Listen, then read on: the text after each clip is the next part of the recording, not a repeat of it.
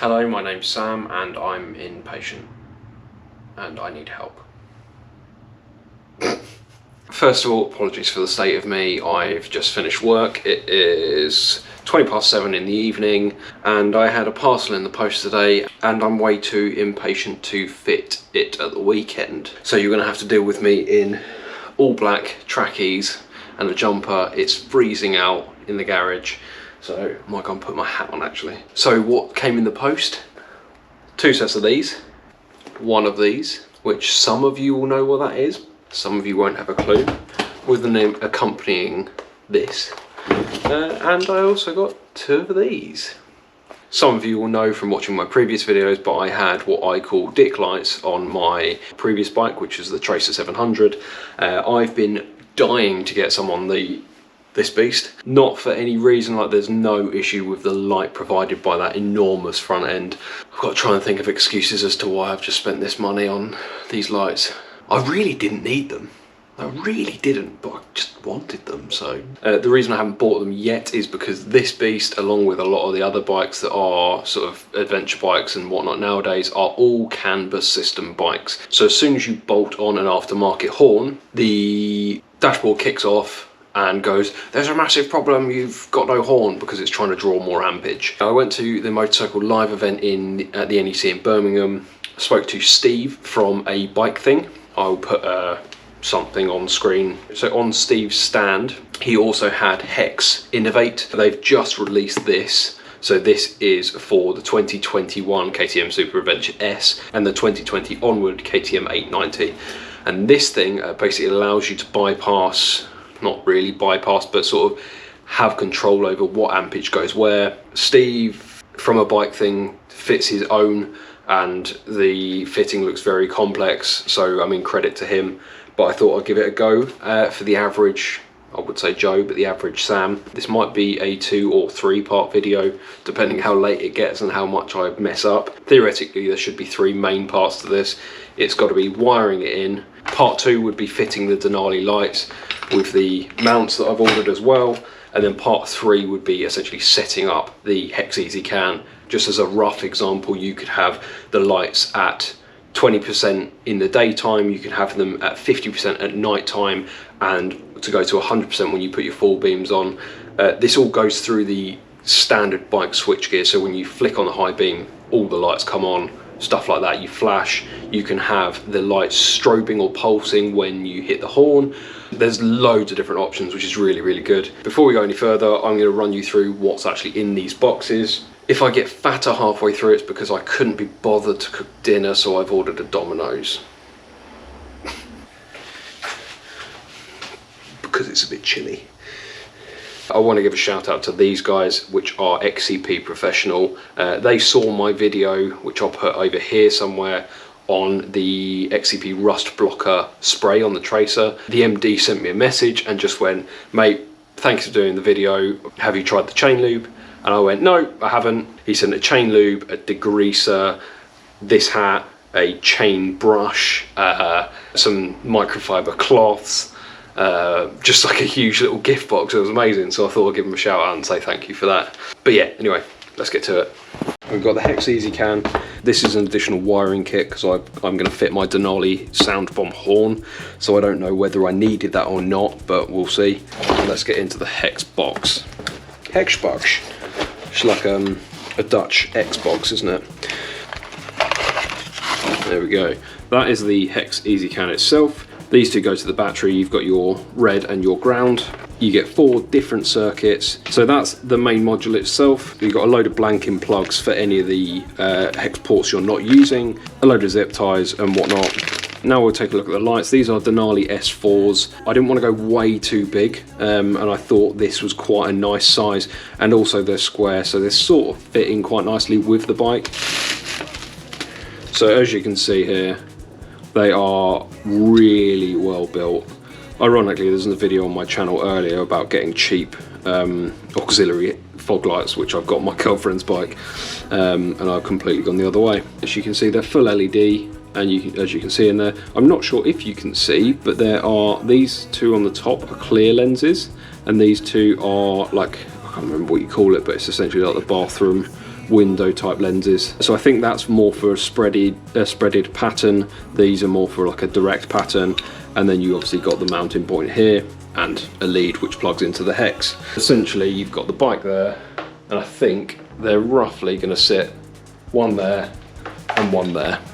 I didn't want anything out here or down here, because if you do that and you come off, the lights are very subject to being smashed up. I also think when they're up here, there's probably a better chance that they're not going to be twatted by stones and whatnot. Might have to come back in a minute. Pizza.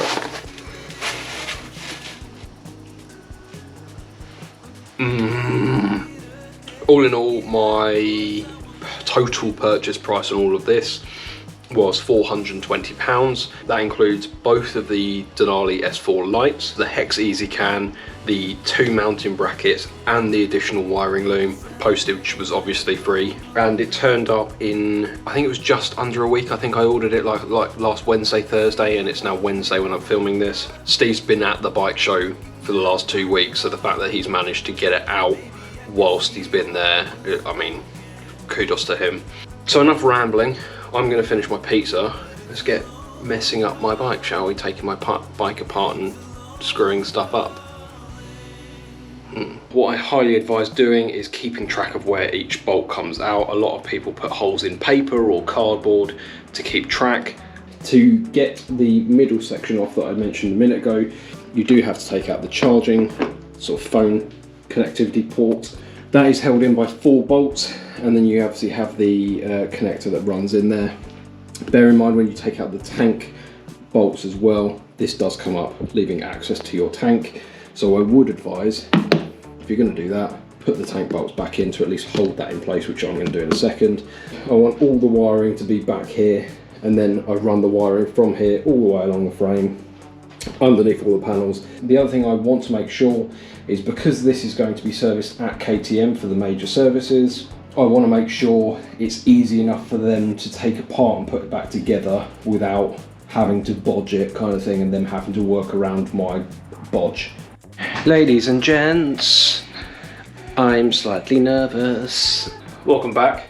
First point to note is I did need those additional wires, which is in the additional like Hex wiring loom kit. This is a very rough setup at the moment. Let me turn you round. But here is the general bike. So you can see the lights are sitting in here just at the moment to try and keep them out of the way. What I'm going to do, I've checked their space. This is where the Hex EZCan is. That's going to sit at the back here, which I'll make a space for in a minute. The wires are going to run down here through the battery compartment, which is quite easy to hide. They're going to go up underneath the panels that were here and here. And then there's a small channel that runs all the way up the side here, which I'm going to run the wires in. And then it's going to go underneath the air intake out here and then down into where the lights are. Next port of call, you've got the Hex EZCan. I have now fitted this to the battery, so you've got your ground wire going to the negative or ground, and you've got the red wire going to the positive or the live. Then one thing that I will notice, I'm not going to lie to you, I just started the bike and nothing happened. So this random cable here came off the bike and I wasn't really sure what it did. Going on Hex's website, they've got a how-to on how to install this on GS's, on KTM's, on whatnot. This part needs to plug into your bike's diagnostic port. On any Super Adventure, this should be in your battery compartment. That is the diagnostic cable there. That was tucked right up the back there on a little mount. So we will connect those. Nice solid little click. That should be it. And what I'm gonna do, power up the bike, see what happens. Oh, good power to one of them, not to the other one. So what I'm hoping is that's just because on the Hex I haven't programmed it for both of the lights to be on the same circuit, so maybe if I just swap that circuit it might come on. We know this light works. They are very easy to connect, they're literally just push connectors. And if we turn the lights back on, there we go. God, that is so bright. It really gets me. I mean, I don't know if that is so bright. That one more time because we know that now works. So if I unplug this, so that's now on the one that we know works. There we go. So what that means to me is that both of the lights work, which is great. Both of the looms and the wires going to the lights work, which is great. Really bright and it hurts my eyes, and my eyes have now got like little white dots all over them. Not so great. So what that then points to is the fact that the Hex EZCan needs to be programmed, which will just be a case of plugging it into the computer, selecting that line on the Hex EZCan software, and then programming that as a light, which that port I plugged it into might well be set up as the horn or just like a heating accessory or something like that. What I'm going to do now is I'm going to start putting the bike back together, then we're going to get the lights mounted on the front, so I'll bring you back when we get that done. One thing that is quite nice is you get given these two sticky back Velcro pads for the Hex. So one of them obviously goes on the Hex itself and one of them goes onto the bike, and then they stick together. I'm going to mount the Hex probably down here somewhere. There's quite a lot of space just on there. This wire's running through underneath here, and then that's going to go to the battery. All the other wires, obviously the wires are going to come out the back of the Hex and go. I'm going to bend them around this way and then run them up this side of the bike, because if I do it that way and sort of back on itself, there's a chance that you can kink the wires, and I don't really want to do that. So it's mostly back together. This still needs tidying up a little bit, but essentially all the cables are run. So I've got two cables running up this side, all the way up here. I've got one cable here running up this side. They essentially go on the opposite side of this, and then they come out underneath there, and they are going to drop down like that. The bike is essentially back together. All the bolts are in. The only thing I need to do now is I need to put the centerpiece up here, tank ring back on, this back on, and then mount the lights. So actually, to be fair, that was a lot quicker than I thought it was going to be. Nowhere near as difficult. When you see these things online, you always go, oh yeah, but I'm going to have to wire something into my brand new bike, take my brand new bike apart, and it always worries you a little bit. I mean, I'm giving myself way more credit here than I probably should. I'm not a complete moron when it comes to stuff like this. I do take my bikes apart, put them back together.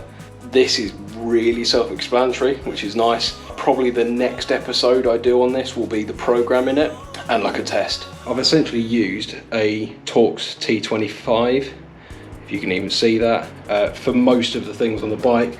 All of these, all of the side bolts, all these fairing bolts, absolutely everything has been one of this T25 so far, which has been really useful. Before I put that on there, I'm going to give it a bit of a wipe down. I'm going to use one of the cloths that XCP sent me. Just give it a nice clean mounting surface. That's pretty solid, to be fair. The mounting brackets also come with this. It's quite clear what that does. So I'm not going to do this up too tight. Obviously once the light's mounted to it and they're all working everything, I'm going to get them set up and angle them basically. So that's that. On top of the light, we've got this bolt here, and there's a cap on that, so take that off first. And then we're going to put you through there, washer on top, and bolt, nut on top. So this one up here was a 10mm spanner. Obviously the same T25 Hex, and then this bolt here is a 13mm, and then that wire is obviously going to feed up through there and connect to the other one up there, and then obviously tidy up the wiring. Who's interested in the finished product? Well, bar tidying up the wires, programming and leveling.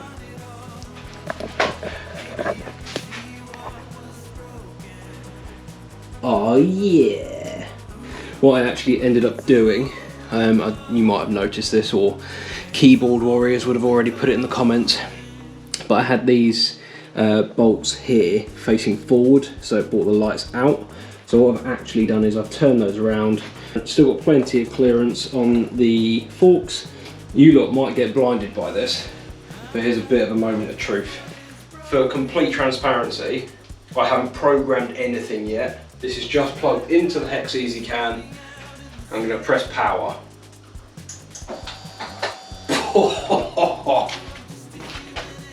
I can see how bright that is for you guys. So I think this one's on a different setting than that, because this one, God, it's really bright. This one here seems to be a lot brighter than this one over here, so I assume they're on a different setting. So I'm assuming this is on like 50% and this is on full. I wonder whether... Ah, yes. So this one here is on 50%. Now if I press my high beam light, see it gets brighter? So that's one of the features, whereas this one's just on full whack the whole time. Let's turn it off before I drain my battery. And yeah, you can see this one goes off, this one's staying on for a couple of seconds until the bike time's out. That should go off now. There we go. I'm so chuffed about that. Really, really happy. All I need to do now, program it properly, plugging it into my PC and just selecting a few options. I'll do that in next week's video. Thanks again to Steve at Bike Thing. He helped me out massively with this. Wasn't sure what to go for, what I needed, that kind of thing. I will leave all of his links to his website in the description below if you want to have a look at it for your bike. If you've got any questions, leave them in the comment section below. And thanks again to XCP Professional for providing the woolly hat, because it's been pretty nippy doing it. It's about 10 o'clock at night now, but yeah, over the moon, really, really happy. Anyway, I will let you go and I will see you in next week's video for programming them and getting them to do what I want. See you then.